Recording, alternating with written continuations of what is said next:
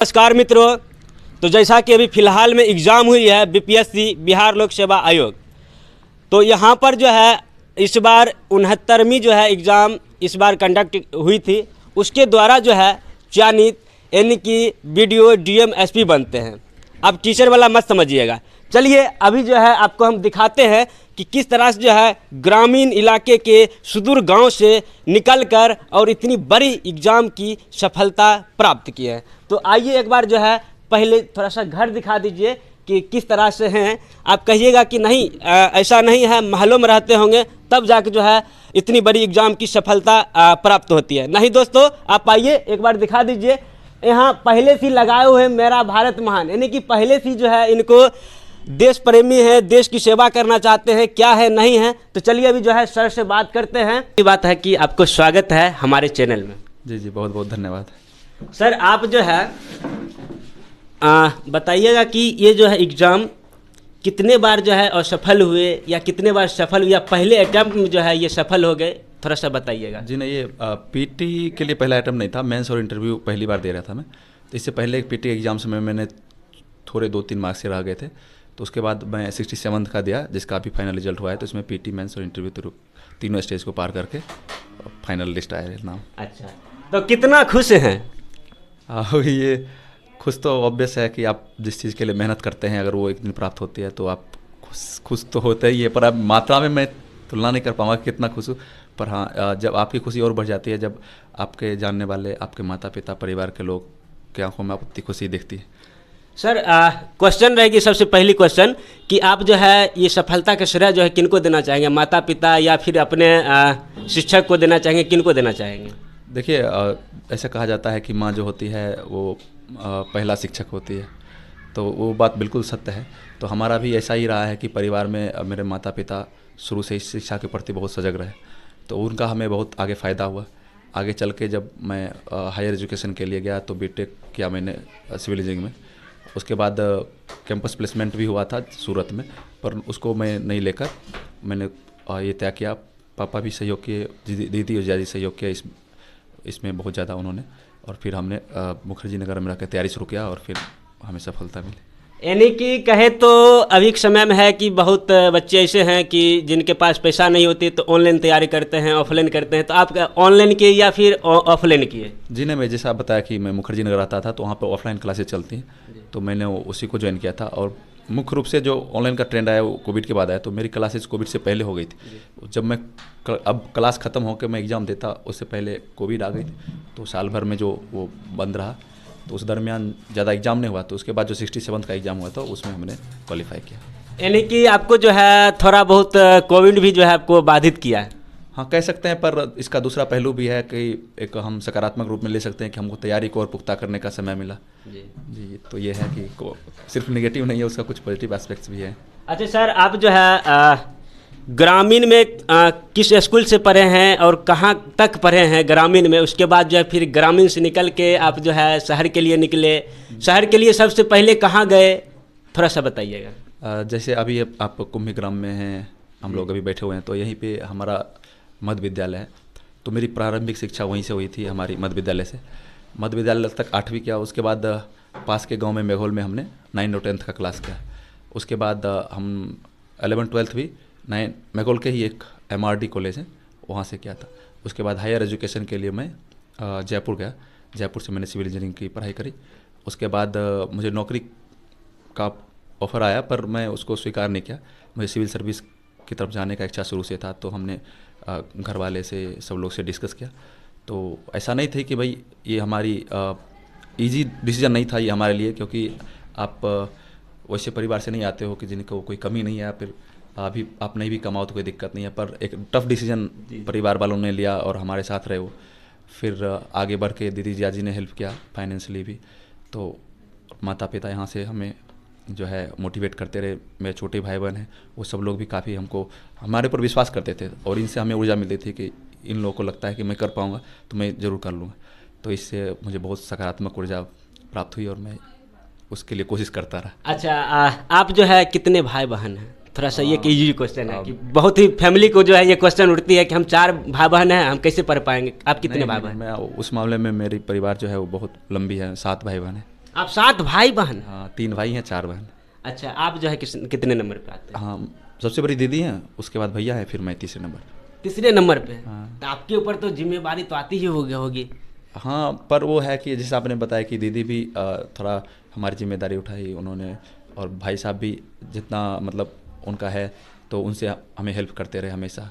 कभी भी मुझे कुछ कमी होती है उनको फ़ोन करता है, तो वो हमें जितना हो सकता है। सर जैसे आप बोले कि हम जो है सिविल इंजीनियरिंग किए, उसके बाद जो है फिर बीटेक किए, तो आपको जो है जब इंजीनियरिंग मतलब जब आपको बीपीएससी क्रैक करना था, तो फिर आप इंजीनियरिंग में क्यों गए? सीधे आप अगर उस समय चले जाते तो आपको सफलता जो है इससे पहले मिल जाती शायद। हाँ, ऐसा कहना अभी तो उचित नहीं होगा कि क्या होता, ये तो अनुमान की बात है। पर मैंने जो सीखा इंजीनियरिंग के दौरान उसका हेल्प मुझे मिला कहीं ना कहीं इंटरव्यू के दौरान, क्योंकि जब आप इंजीनियरिंग कर रहे होते हैं तो उसमें इनकलकेट होता है कि भाई पर्सनालिटी डेवलपमेंट, कम्युनिकेशन, ये सब चीज़ें आपको बेहतर होती है। जब आप अपने घर से दूर अलग कल्चर में रहते हैं तो लोगों से मिलना जुलना, वहाँ पे ग्रुप स्टडी करना, या इंजीनियरिंग के दौरान हमने बहुत सारे एग्ज़ाम होते हैं, हर 6 महीने पे एग्ज़ाम होते रहे, तो उसके 6 महीने के बीच में भी मिड टर्म, 2 मिड टर्म होते। तो कई एग्ज़ाम अगर जब लगातार आपके हो रहे हो तो उस दरमियान आप कैसे तैयार करेंगे, कैसे शॉर्ट नोट्स बनाएंगे और उसका उपयोग करके कैसे एग्ज़ाम को बेहतर दे सकते थे, ये सब चीज़ मैंने उसी दरमियान सीखा। तो ऐसा नहीं कहूँगा कि उसका योगदान नहीं है, मेरा जो सफलता है उसमें कहीं ना कहीं मेरे बैकग्राउंड का योगदान है। सर जैसे मान लीजिए कि जब आप इंजीनियरिंग यानी कि सिविल डिपार्टमेंट में जब इनोवेशन लिए थे, अगर जब आपका कोर्स खत्म हो गया होगा तो आपके घर से दबाव आने लगता होगा कि अब कब जो है सैलरी उठाइएगा आप, तो आप मतलब क्या कहते थे गार्जियन को? जी, मैंने जब कोर्स कंप्लीट हो गई थी तो मेरा सूरत में नौकरी की हुई थी, प्लेसमेंट हमारी, इसलिए चूँकि मेरा इच्छा इधर आने का था तो मैंने ये चुनाव पापा के ऊपर छोड़ दिया कि अगर आप कहेंगे तो मैं जॉब करूँगा, अगर हो सके तो मेरा मन है। तो उन्होंने बस एक शब्द में बोला, तुम्हें लगता है कि हाँ तुम्हारा मन है पूरा? तो बोला हाँ। तो मैंने छोड़ दो तुम जॉब, चले जाओ नौकरी करो, कोई दिक्कत, हम जैसे भी होगा हम लोग मेहनत करके पूरा कर देंगे। यानी कि पेरेंट्स को भी जो है समझना चाहिए कि बच्चे आखिर क्या करना चाहते हैं। अगर उनको अगर सच में अगर पकड़ लेते हैं बच्चे को कि पेरेंट्स का हाँ ये करना है, तो थोड़ा सा सपोर्ट करना चाहिए। मैं तो यही कहूँगा कि जैसे हमारे माता पिता ने, सब भाई बहन ने जितना सपोर्ट किया, अगर वो नहीं होता तो हम बिल्कुल कहीं चपरासी या किरानी या सिविल इंजीनियर किसी साइट इंजीनियर होते, या अब शायद प्रमोट होके ऊपर चले गए होते। किंतु इस तरह की प्रशासनिक इकाई में आना संभव नहीं था। तो हम यही कहेंगे सब लोग से, जितना भी माता पिता हैं, कि अपने बच्चों को भरोसा कीजिए, उनको उनके मेहनत को समझिए और उसको आगे बढ़ाने के लिए पूरा मेहनत कीजिए आप भी। सर जैसे मान लीजिए कि आप फिर बीटेक किए, तो मतलब आपके पेरेंट्स कहते होंगे कि अब तो मान लीजिए कि फिर एक बार सिविल इंजीनियरिंग किया, फिर बीटेक किया, अब इसका कब नौकरी लगेगी, कब क्या होगा पता नहीं, फिर इधर समय कितना दिए उसके बाद, बीटेक के बाद कितना समय दिए? जी जी, जैसे इस मामले में थोड़ा सा मैं भाग्यशाली रहा हूँ कि मेरे परिवार की तरफ से ऐसा कोई दबाव नहीं आया था। हालांकि ये मैं अपनी परिवार की आर्थिक स्थिति से पूरी तरह से अवगत रहता हूँ, और तो मैं जानता हूँ कि क्या स्थिति है। तो मैं स्वयं ही इस चीज़ का दबाव महसूस कर रहा था कि समय ज़्यादा हो रहा है और हमें अभी तक परिवार को हेल्प करना चाहिए, लेकिन परिवार की तरफ से ऐसा कोई दबाव नहीं आया। तो इस मामले में मैं थोड़ा सा भाग्यशाली रहा हूँ। बहुत ऐसे होते हैं कि जैसे मान लीजिए कि बीटेक किए, नौकरी नहीं लग रही है, तो आप जो है बच्चे को मैरिज कर देते हैं, ये कर देते हैं। तो आपके घर से भी ऐसा प्रश्न आता था या फिर क्या है?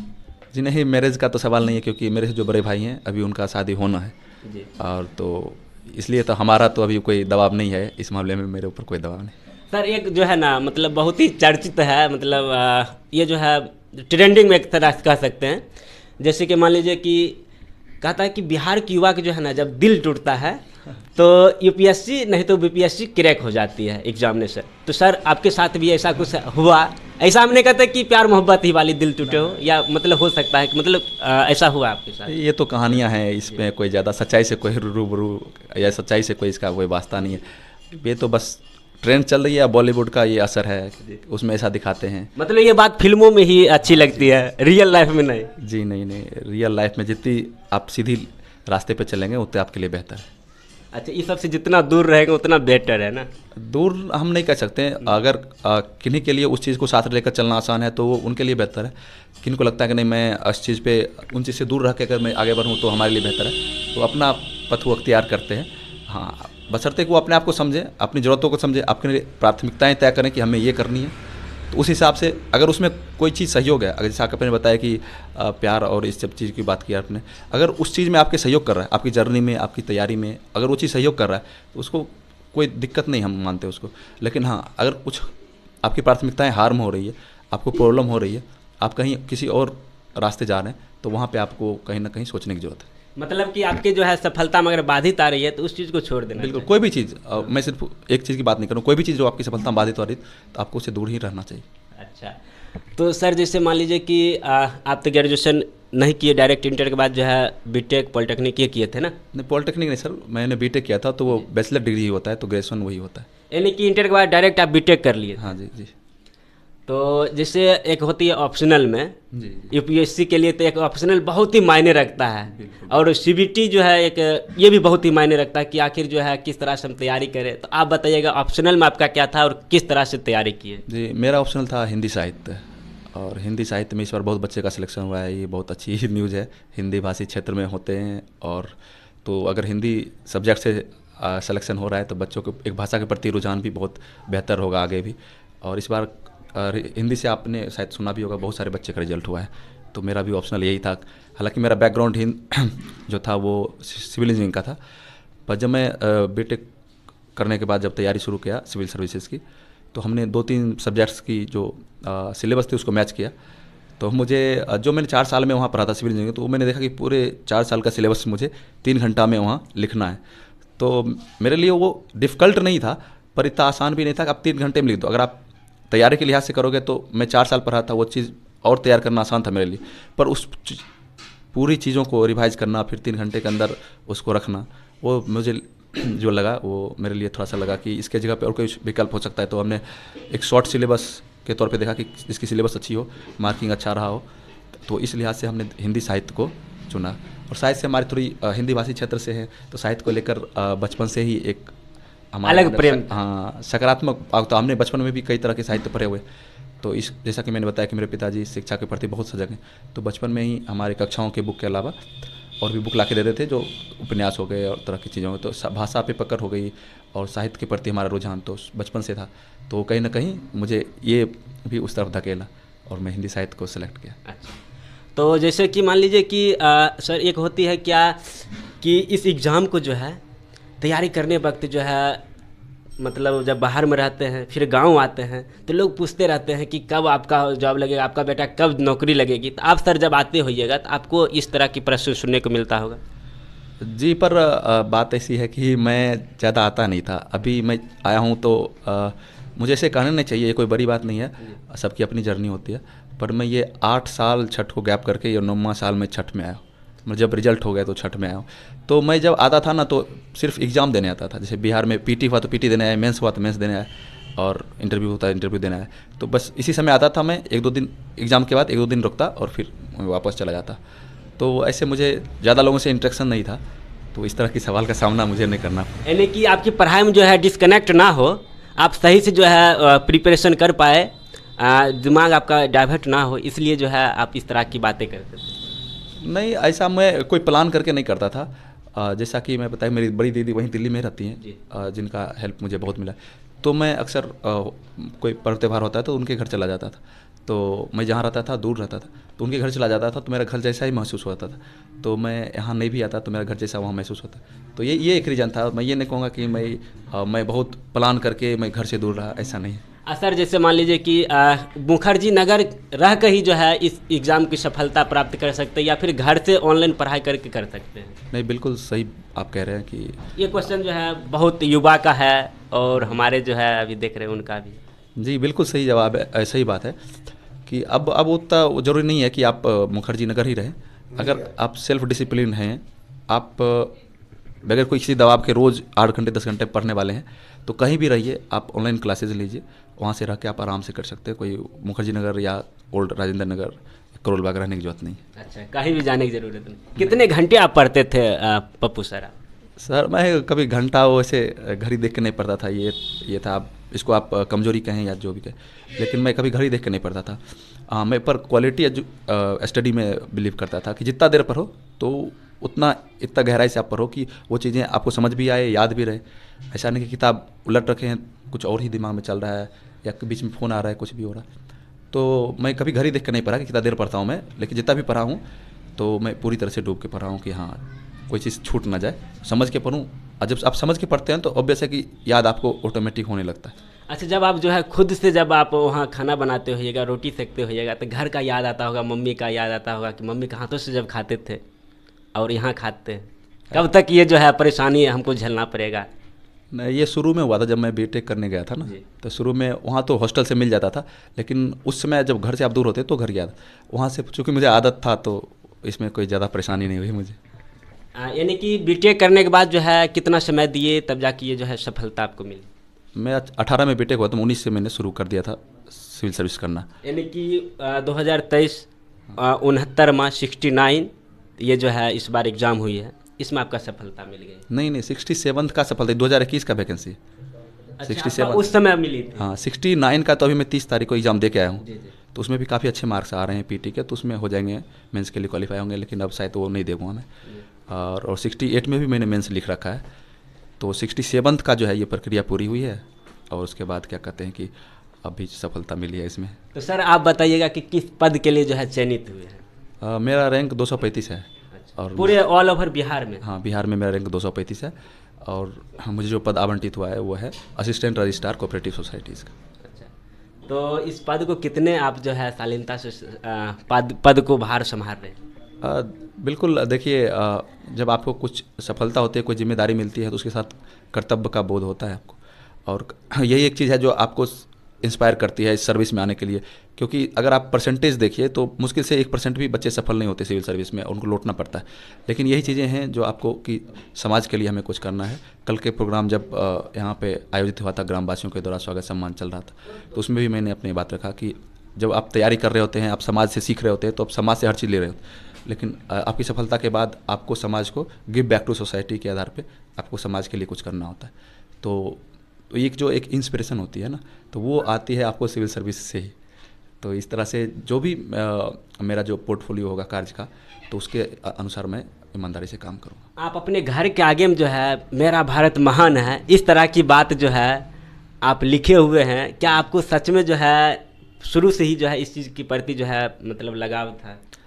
सर देखिए, ये तो हमारी ही नहीं, हमारे देश के लगभग 140 करोड़ आबादी इस बात को बहुत गर्व से कहती है कि मेरा भारत महान।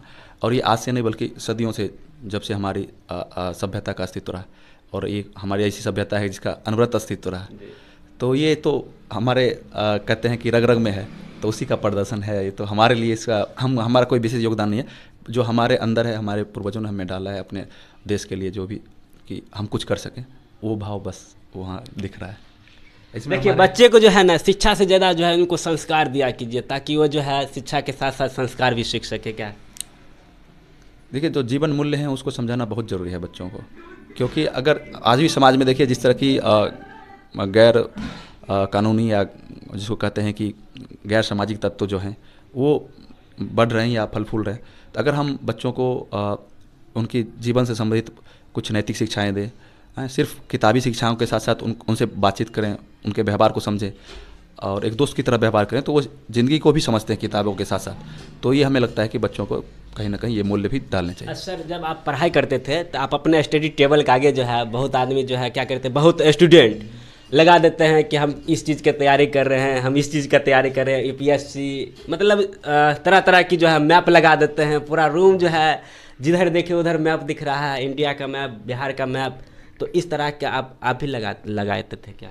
सर, मैं 2-3 तस्वीर लगाया था। एक तो बुद्ध का तस्वीर लगाया था कि अब बुद्ध एक शांत छवि है, और आपको तैयारी में कहीं ना कहीं शांतचित होना बहुत ज़रूरी है। अगर आपका मन चंचल है, इधर उधर जा रहा है, तो कहीं ना कहीं आपकी प्राथमिकताएं बदल रही हैं और आप परेशानी महसूस कर रहे हैं।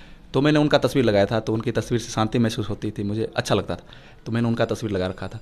और दूसरा, तो मैप तो बहुत ज़रूरी होते हैं, किसी भी सिविल सर्विस की आप तैयारी कर रहे हैं तो मैप बहुत ज़रूरी होते हैं, तो उनको तो लगाना ज़रूरी ही था। बाकी 1-2 नोट्स मैंने जो अपने मोटिवेशन के लिए कहिए या फिर सच्चाई से रूबरू होने के लिए 1-2 कोट्स मैंने लगा रखे थे, वो मेरे टेबल के सामने थे। तो उसमें एक ऐसे था कि अगर आप क्या कहते हैं कि अभी पसीना नहीं बहाओगे तो बाद में आपको खून बहाना पड़ेगा, या अगर अभी आप खून बहा लोगे तो बाद में आपको पसीना नहीं बहाना पड़ेगा। या अभी आप जो है 6 घंटे अगर नहीं पढ़ते हैं तो आपको बाद में 12 घंटे काम करना पड़ेगा मजदूरों की तरह। हाँ, तो ऐसे कुछ थे तो वो मैंने लगा रखा था। और वो था कि 1% अगर आप रोज़ बेहतर करते हो तो 37 टाइम्स ज़्यादा हो जाता है साल भर में, और 1% अगर बहुत ख़राब करते हो तो माइनस में आप परफॉर्म कर रहे होते हैं at the end of the year. तो वो चीज़ जो थी आपको रूबरू करवाती है सच्चाई से। और इसके अलावा तो कुछ ज़्यादा मैंने कुछ नहीं लगा रखा था। सर सेशन तो बहुत बड़ा हो जाएगी, तो मतलब आप जो है इंग्लिश मीडियम से पढ़ाई किए या फिर हिंदी मीडियम से किए? जैसा मैंने बोला था कि मैं अपने गांव के ही मध्य विद्यालय से पढ़ाई करी है, तो सरकारी स्कूल है यहाँ पे, हिंदी माध्यम ही होती है। किंतु जब मैं 12th में था तो मैंने अपने मीडियम चेंज कर लिया था और मैं 12th से इंग्लिश मीडियम पढ़ने लगा। फिर मैंने बीटेक तो इंग्लिश मीडियम ही होता है। उसके बाद मैंने फिर से हिंदी मीडियम में एग्ज़ाम दिया है।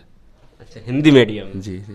तो ये देखिए बहुत ही गर्व की बात है कि बहुत बच्चे ग्रामीण होते हैं। देखिए बड़े घराने के जो है स्टूडेंट होते हैं वो किसी ना किसी तरह से अगर उनको जॉब नहीं लगती है तो बिजनेस करके अपना जीवन यापन कर लेते हैं। क्या सर? जी, बिजनेस करना कोई गलत चीज़ नहीं है। मैं तो इसको सही मानता हूँ काफ़ी। और आगे हो सकता है कि मैं फैमिली को उस ओर ले जाऊँ।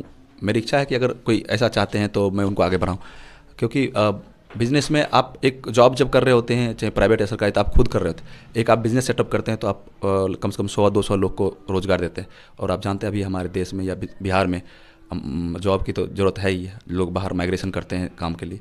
तो ये चीज़ बहुत अच्छी इनिशिएटिव है। तो अगर आप जॉब भी कर रहे हैं तो बहुत अच्छी है, अगर आप बिज़नेस कर रहे हैं तो और भी अच्छी है जी। तो देखिए सर, आप जब मतलब चयनित होकर जब गाँव लौटे तो कैसा मतलब कैसा लगा? ये तो आप कल अगर आते तो शायद आप महसूस कर पाते इस चीज़ को कि गांव वाले काफ़ी खुश थे। इतना प्यार सम्मान मिला मुझे, तो मैं खुद सब लोगों का आभारी हूँ कि उन्होंने इस चीज़ को इतना उत्सव की तरह मनाया। और ये एक बहुत बड़ा संकेत है कि अगर आप जो समाज शिक्षा को एक उत्सव बना देता है ना, तो फिर एक बच्चे जो अभी तैयारी कर रहे हैं ना, उनके अंदर एक प्रेरणा पैदा होती है और वो प्रेरणा उन्हें बहुत दूर तक ले जाएगी। तो आज एक हम इस परिवार से निकले हैं, इस गांव से 2 निकले हैं आज। हो सकता है कि आने वाले 2-4 वर्षों में 2 नहीं 10-15 इस एक गांव से निकले। जिस तरह से इन्होंने शिक्षा को ऊपर उठाने का काम किया, उत्सव की तरह मनाने का काम किया, तो एक अच्छा इनिशिएटिव है। तो सर बहुत अच्छा लगा। सर देखिए ये बहुत होता है कि जैसे मान लीजिए कि भाई बहन का जो एक रिश्ता होती है, एक पवित्र रिश्ता होती है, एक बंधन तक मत रखे। अगर भाई का ज़रूरत है बहन से तो बहन उनका हेल्प करे, अगर बहन का अगर ज़रूरत है भाई का तो उनका ज़रूर हेल्प करे। जैसे सर का जो है बहन ने बहुत ज़्यादा योगदान दिए। जी जी, मेरी बड़ी सिस्टर हैं और उनके हस्बैंड वो काफ़ी योगदान किए हैं। और बचपन से मेरे पिताजी बैठे हैं, तो इनका और मेरी माँ का बहुत योगदान रहा है। तो जो एक होता है कि बच्चे को संस्कार देना, नैतिक शिक्षा देना और बच्चे को हमेशा पढ़ाई की तरफ आगे बढ़ाना, तो मेरे फैमिली में बचपन से ही रहा है। उसके अलावा भी जो मेरे बड़े भाई हैं, कभी भी मुझे एक्स्ट्रा कुछ फीस की कहीं देना हो या कुछ पैसे की जरूरत हो तो उनको जब मैं फ़ोन करता था वो कभी भी मना नहीं किया। उन्होंने हमेशा हेल्प किया और परिवार को भी आगे बढ़ाने का काम किया। और उसके अलावा जो मेरे छोटे भाई बहन हैं, तो उन पे जैसा मैं बताया, उनका विश्वास मेरे ऊपर अटूट था कि भैया कर लेंगे। तो ये एक पॉजिटिव ऊर्जा मेरे अंदर दिया कि नहीं, जब इतने सारे लोग का भरोसा है तो मैं उनको भरोसा नहीं तोड़ सकता। तो मैंने अपनी मेहनत को एकाग्रचित किया तो सफलताएं मिली फिर। सर एक लास्ट क्वेश्चन से जो है हम सेशन को एंड करना चाहेंगे। लास्ट क्वेश्चन ये है कि आप जो है बचपन से ही जो है टॉपर रहे हैं अपने स्कूल में, या फिर जो है क्या मतलब आपके रुझान आया जो आप इतनी बड़ी एग्ज़ाम की सफलता प्राप्त किए? आप जो है 10th में या टॉपर रहे हैं। जैसे होता है ना कि कोई व्यक्ति कहते हैं कि नहीं टॉपर रहेगा तभी जाके जो है यूपीएससी IAS IPS ये बन पाएगा, अन्यथा नहीं बन पाएगा। मतलब अगर जो 3rd डिवीज़न है, 2nd डिवीज़न है, ये नहीं बन पाएगा। ये हमेशा ये क्वेश्चन उठते रहते हैं। क्या सर करना चाहेंगे? मेहनत ज़रूरी है या फिर मार्क्स ज़रूरी है? ये एक मिथक है कि जो टॉपर होते हैं वही सिविल सर्विसेज से करते हैं। अभी मैं आपको बताऊं तो कुछ दिन पहले ही एक मूवी आई है 12th फेल। वो एक हमारे मुंबई में महाराष्ट्र कैडर में बेसिकली एक IPS सर है, तो मनोज कुमार, उनके जीवन पे बनी हुई है। मध्य प्रदेश के मऊ के रहने वाले। तो वो 12th में फेल हो गए थे, किंतु उन्होंने प्रयास किया, फिर ग्रेजुएशन किया। उसके बाद जब उन्होंने एग्ज़ाम दी तो पहले अटैम्प्ट, दूसरे तीसरे उनको होने रहा था, किंतु उन्होंने वो जो अपने अंदर था ना विश्वास कि हाँ मैं कर लूँगा, उन्होंने नहीं छोड़ा और फिर उन्होंने सफलता पाई। IPS हैं, आज सेवा दे रहे हैं। तो 12th फेल होने के बाद आप कह रहे हैं 2nd डिवीज़न और 3rd डिवीज़न, हम कह रहे हैं कि 12th फेल होने के बाद के एग्जाम्पल भी हमारे बीच हैं। तो हमें कभी भी निराश तो होना नहीं चाहिए, अगली बार उतना ही एनर्जी से आपको बाउंस बैक करना चाहिए। सर जैसे मान लीजिए कि पेरेंट्स को जो है मतलब दबाव देना चाहिए बच्चे पर, या जो बच्चे कर रहे हैं उनको मतलब उसी में जो है सपोर्ट करना चाहिए। देखिए, दबाव तब आती है ना जब आप बच्चों से बात नहीं कर रहे होते हैं कि बच्चों को क्या पसंद है और आपकी पसंद मैच नहीं करती है, तो आप अपनी पसंद जब बच्चों के ऊपर रखते हैं तो वो दबाव होता है। तो अगर हमें लगता है कि बच्चों से बात किया जाए, उनकी पसंद को समझा जाए और उनकी ज़रूरतों को समझा जाए, अपनी चीज़ों को उनके सामने रखा जाए, तो बच्चे भी समझ लेंगे। वो भी मानव है, हम भी, उनके पेरेंट्स भी, सब इंसान ही है। तो अगर समझाया जाए तो समझ सकते हैं। और मैं तो मानता हूँ कि अगर कोई समझा नहीं पा रहा है ना, तो समझने वाली गलती नहीं ना, समझाने वाली गलती है, को समझा नहीं पा रहा। तो इस तरह से अगर सोचा जाए तो कभी दबाव जैसी कोई स्थिति आएगी नहीं, और आराम से बातचीत करके हर समस्या का हल निकल सकता है। यानी कि जब पिता का चप्पल जो है उनके बेटे के चप्पल, मतलब उनके पिता का चप्पल जो है बेटा का अगर चप्पल होने लगे, तो एक दूसरे के जो है जो भी दुख हो या सुख हो साझा करना चाहिए। जी बिल्कुल। आप एक माँ बाप के लिए उनका बच्चा ही सब चीज़ होता है। तो अगर इस तरह से अगर वो उनका सहयोग करते हैं, ये बहुत बड़ी बात है। और ये चप्पल कहने का मतलब एक उम्र से आपका सेंस है। तो मैं तो कहूँगा बचपन से ही अगर आप बच्चे के साथ बातचीत करें और बच्चे के साथ दोस्ताना व्यवहार करें, उनसे समझे कि उनको क्या समस्या है, वो अपनी हर बात आपसे शेयर करें, कुछ छुपाए ना, तो कभी कोई स्थिति आएगी नहीं कि जहाँ पे आपको दबाव डालना पड़ सकता है। चलिए सर, सेशन को एंड करते हैं। हमें जो है आपसे सर बात करके बहुत अच्छा लगा। जी जी, बहुत बहुत धन्यवाद, हमें भी अच्छा लगा आप आए। चलिए मित्रों, अभी जो है सर से बात करके हमें बहुत अच्छा लगा। और आप अभी देख रहे थे एक ग्रामीण इलाके से निकलकर सर ने जो है किस तरह की जो है तैयारी की और किस तरह से जो है ये इतनी बड़ी एग्ज़ाम की जो है सफलता प्राप्त की है। तो चलिए सर के बारे में क्या कहते हैं एक बार कमेंट कर दीजिएगा। अगर इसी तरह का अगर वीडियो देखना चाहते हैं तो चैनल को सब्सक्राइब कर लीजिएगा। अगर फेसबुक पेज पर देख रहे हैं तो फेसबुक पेज को फॉलो कर लीजिएगा। चलिए फिर मिलते हैं नए वीडियो के साथ, तब तक के लिए बाय बाय, जय हिंद।